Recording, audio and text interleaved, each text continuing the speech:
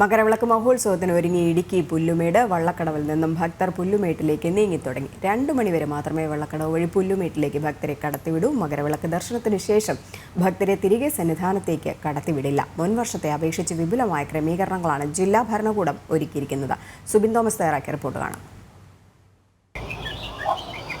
മകരവിളക്ക് മഹോത്സവത്തോടനുബന്ധിച്ച് പുല്ലുമേട്ടിലേക്കും വലിയ രീതിയിലുള്ള തിരക്കാണ് അനുഭവപ്പെടുന്നത്. രാവിലെ 9 മണി മുതൽ തന്നെ വണ്ടിപ്പെരിയാറ്റിൽ നിന്നും പുല്ലുമേട്ടിലേക്ക് ആളുകളെ കടത്തിവിട്ടു തുടങ്ങി. പ്രധാനമായും വള്ളക്കടവ് കോഴിക്കാനം എത്തിയ ശേഷം 14 കിലോമീറ്ററോളം കാൽനടയായി വേണം പുല്ലുമേട്ടിലേക്ക് എത്താൻ. അതുകൊണ്ട് രാവിലെ മുതൽ തന്നെ അയ്യപ്പ ഭക്തരുടെ വലിയ തിരക്ക്, ഈ മകരവിളക്ക് ദർശനത്തിനായി പോകുന്നതിന് വേണ്ടി വലിയ തിരക്ക് തന്നെ അനുഭവപ്പെടുന്ന സാഹചര്യം ഉണ്ടായിരുന്നു. കഴിഞ്ഞ വർഷം ഏകദേശം 6000-ഓളം പേരാണ് മകരവിളക്ക് ദർശനത്തിനായി പുല്ലുമേട്ടിലെത്തിയത്. ഈ പുല്ലുമേട് ദുരന്തത്തിന് ശേഷം ഈ പുല്ലുമേട്ടിലെത്തുന്ന അല്ലെങ്കിൽ ഈ മകരവിളക്ക് കാണാനെത്തുന്ന ആളുകളുടെ എണ്ണത്തിൽ വലിയ രീതിയിലുള്ള ക്രമാതീതമായ ഒരു കുറവ് രേഖപ്പെടുത്തിയിരുന്നു. പക്ഷേ ഇത്തവണ അതിന് വിപരീതമായി മുൻവർഷങ്ങളിൽ അപേക്ഷിച്ച് കൂടുതൽ തിരക്കുണ്ടാകുമെന്ന ഒരു പ്രതീക്ഷയിൽ തന്നെയാണ് ജില്ലാ ഭരണകൂടമുള്ളത്. ഏകദേശം 15,000-നും 25,000-നും ഇടയിൽ ആളുകൾ ഈ പുല്ലുമേട്ടിലേക്ക് ഇത്തവണ എത്തുമെന്നാണ് പ്രതീക്ഷിക്കുന്നത്. അതുകൊണ്ട് തന്നെ അതിന് ഉതകുന്ന ക്രമീകരണങ്ങളാണ് നിലവിലിപ്പോൾ പുല്ലുമേട്ടിൽ ഒരുക്കിയിട്ടുള്ളത്. പ്രധാനമായും 1400-ഓളം പോലീസുകാരുടെ സേവനമാണ് പുല്ലുമേട്ടിൽ ലഭ്യമാക്കുക. അതിനായി പോലീസ് ഉദ്യോഗസ്ഥരെല്ലാം തന്നെ നിലവിൽ പുല്ലുമേട്ടിലേക്ക് പോയി തുടങ്ങിയിട്ടുണ്ട്. കൂടാതെ രാവിലെ 9 മണി മുതൽ തന്നെ KSRTC ബസ്സുകളും സർവീസ് ആരംഭിച്ചിട്ടുണ്ട്. കുമളിയിൽ നിന്ന് വണ്ടിപ്പെരിയാർ എത്തിയ ശേഷം വണ്ടിപ്പെരിയാറിൽ നിന്നും വള്ളക്കടവ് വഴി കോഴിക്കാനം വരെയാണ് ഈ KSRTC ബസ് സർവീസ് നടത്തുക. 65ഓളം ബസ്സുകളാണ്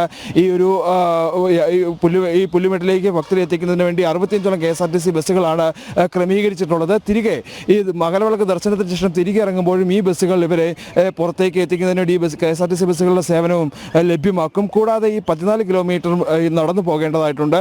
ഈ പോകുന്ന വഴികളിലെല്ലാം തന്നെ വെളിച്ച സംവിധാനവും അതുപോലെ തന്നെ കുടിവെള്ളവും ക്രമീകരിച്ചിട്ടുണ്ട്. ഓരോ കിലോമീറ്റർ ഇടവിട്ടാണ് ഈ ഒരു കുടിവെള്ള സജ്ജീകരണം ഒരുക്കിയിട്ടുള്ളത്. കൂടാതെ മെഡിക്കൽ ടീമിൻ്റെയും ആംബുലൻസിൻ്റെയും സേവനം, അതും ഈ ഓരോ 2 കിലോമീറ്റർ ഇടവിട്ട് ഈ ഒരു സേവനവും ലഭ്യമാക്കും. അത്തരത്തിൽ വിപുലമായ ക്രമീകരണങ്ങൾ ഒരുക്കിയിട്ടുണ്ട്. ഈ പുല്ലുമേട്ടിലെത്തിയാലും ഭക്തർക്ക് സുഗമമായി തന്നെ ഈ ഒരു മകരവിളക്ക് ദർശനം കാണുന്നതിന് വേണ്ട ക്രമീകരണങ്ങളാണ് ഒരുക്കിയിട്ടുള്ളത്. പ്രധാനമായും ഏതെങ്കിലും തരത്തിലുള്ള അപകടങ്ങൾ ഉണ്ടായിട്ടുള്ള ഒരു സാഹചര്യം ഉള്ളതുകൊണ്ട്, വലിയ ദുരന്തം ഉണ്ടാകുന്ന സാഹചര്യം ഉണ്ടായിട്ടുള്ളത് കൊണ്ട് തന്നെ അത്തരത്തിൽ വേണ്ട സുരക്ഷാ ക്രമീകരണങ്ങളെല്ലാം തന്നെ ആദ്യഘട്ടത്തിൽ വിലയിരുത്തിയിരുന്നു.